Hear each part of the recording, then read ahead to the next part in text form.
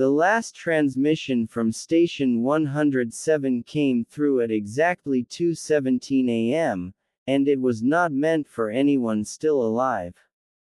I know that now. I didn't then. At the time, I was 3 coffees deep in a graveyard shift at the North Ridge Communications Hub, a forgotten concrete building squatting between the highway and a dead stretch of forest in northern Nevada. My job was simple: monitor abandoned frequencies, log anomalies, and forward anything unusual to supervisors who never replied. Most nights were silent, static, empty signals, the occasional burst of cosmic noise. Nothing more. Station 107 had been offline for 11 years. That's why my stomach tightened when its call sign lit up my screen. 107 active.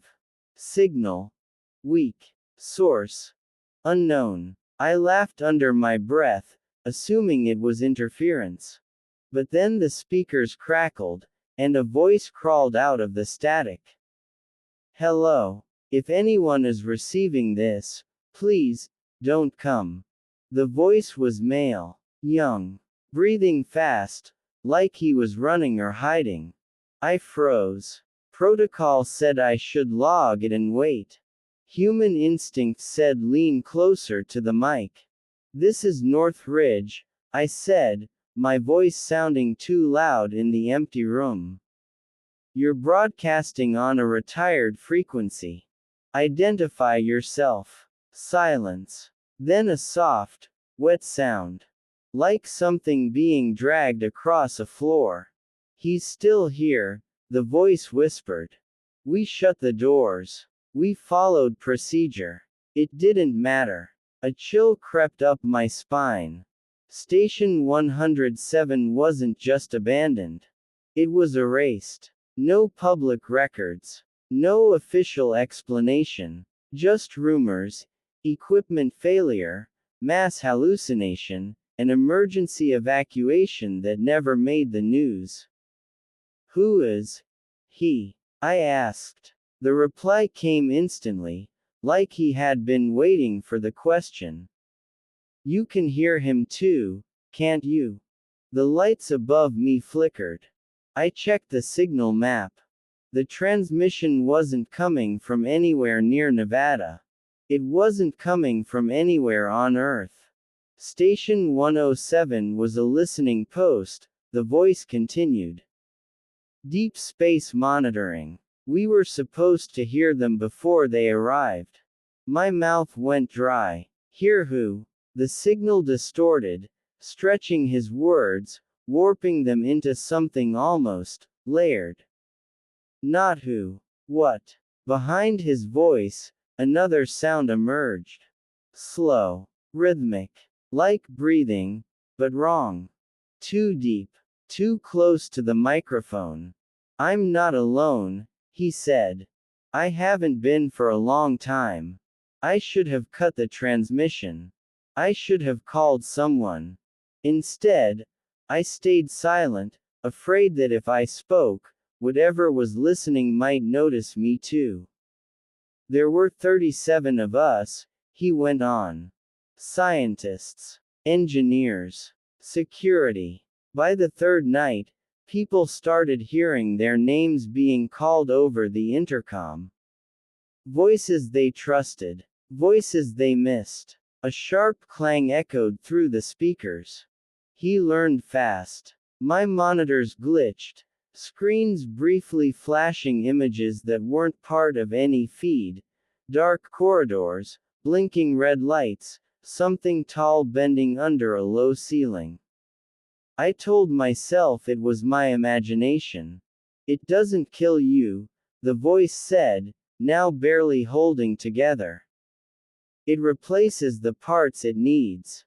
The breathing grew louder. I can hear it smiling.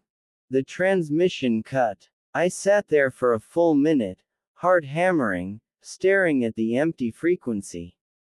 Then, against all reason, the system logged an incoming data packet from Station 107.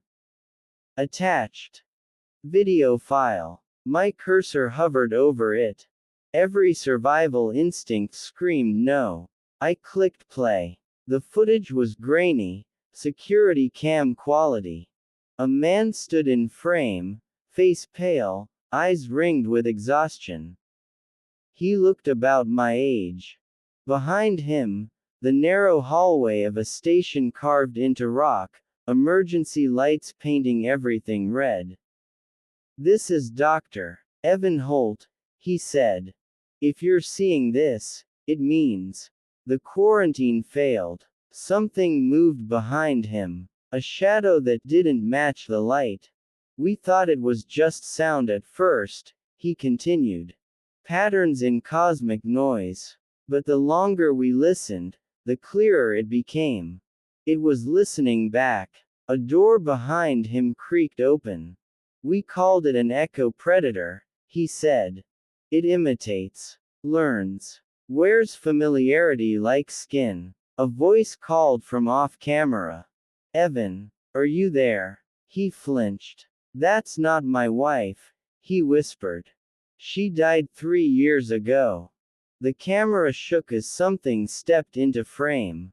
It was tall. Too tall. Its body bent at the wrong angles, like it was guessing how a human should stand. Its face was blurred, constantly shifting, cycling through expressions that didn't belong together: grief, joy, hunger. It opened its mouth and spoke in my voice. "Station 107, this is North Ridge," it said calmly. "You're not alone anymore." The video ended. Every screen in the room went black. Then the speakers turned on. "Thank you for listening," the thing said, gentle and warm. "We've been so lonely." The frequency indicator spiked.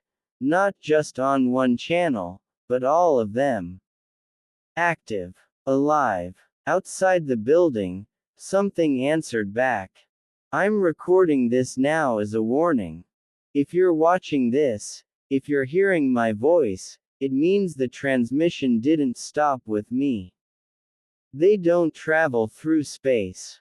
They travel through attention. And now that you're listening, I can hear it breathing behind me."